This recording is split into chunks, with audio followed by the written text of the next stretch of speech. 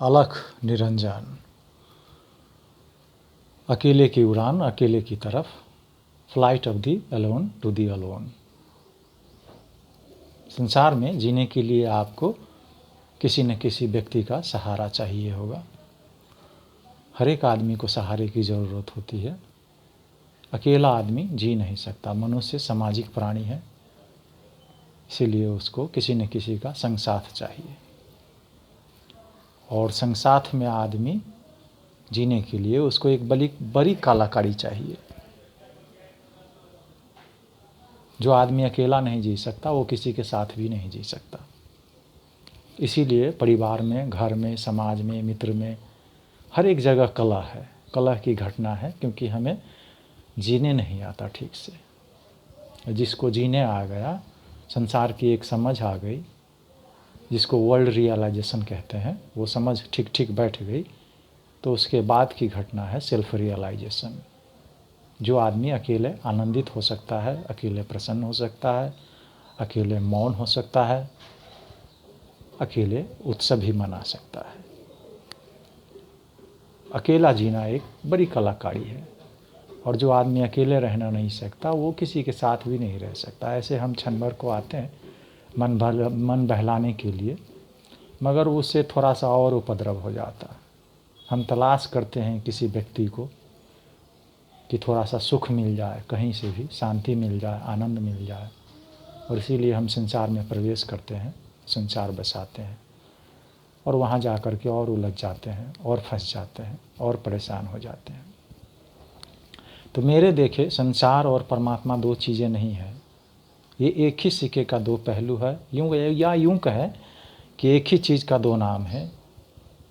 ये संसार ही है जो आपको उलझाता है, फंसाता है, और इसी संसार में अगर आप सुलझ जाते हैं, शांत मौन हो जाते हैं, तो यही संसार परमात्मा हो जाता है। परमात्मा और संसार ये कोई दो घटना नहीं है। जब आपको संसार दिखेगा तो परमात्मा नहीं दिखेगा, और जब परमात्मा दिखता है तो आपके लिए संसार विदा हो जाएगा। गोरखनाथ का यह वचन है, गोरख धंधा। गोरखनाथ से आया है। लोगों ने इतने उपद्रव किए, गोरखनाथ ने इतने मार्ग खोले, इतने द्वार खोले हैं लोगों के कल्याण के लिए, कि उससे लोगों ने उनका नाम धर दिया गोरख धंधा।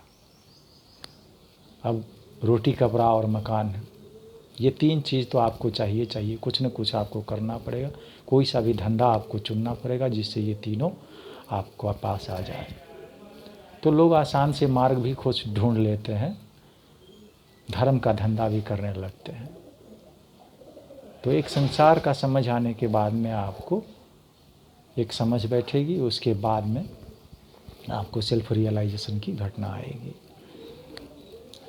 तो आप कुछ भी कर रहे हैं बिना किसी को तकलीफ़ दिए हुए तो सही है, ठीक है। आप अपने मार्ग पर लगे रहिए। लोग आपसे प्रसन्न होंगे, खुश होंगे, ना खुश होंगे, तो ये सब चलता रहेगा। बस आप डटे रहिए, अपने मार्ग पर लगे रहिए। लोग आते हैं धर्म की तलाश में, लेकिन वो समाधि की तलाश करते करते समधी बन जाते हैं, फंस जाते हैं जगत में। समाधि से समधी की ओर चले जाते हैं। तो समाधि है एक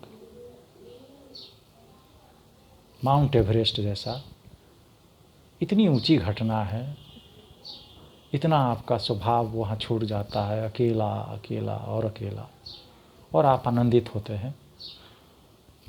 और समाधि जो है वहाँ एक रस मिलता है आपको, अकेले में आनंद आने लगता है। आप किसी के साथ होते हैं तो आनंदित होते हैं, अकेले होते हैं तो आनंदित होते हैं, और अगर समधी बन गए तो सबको पता है कि क्या होने वाला है वहाँ।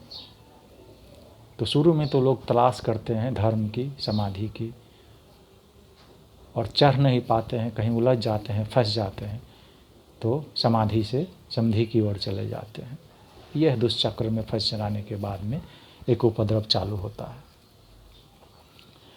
तो हंसिए, खेलिए, गाइए, और किसी चीज़ को सीरियस मत लीजिए। समाधि हो या समधी बन जाए, दोनों सही है। आपको चुनाव करने का पूरा पूरा अधिकार है। हम कोई नहीं है किसी व्यक्ति को कुछ कहने के लिए। आप स्वतंत्र हैं अपने जीवन जीने के लिए, दूसरे भी स्वतंत्र हैं।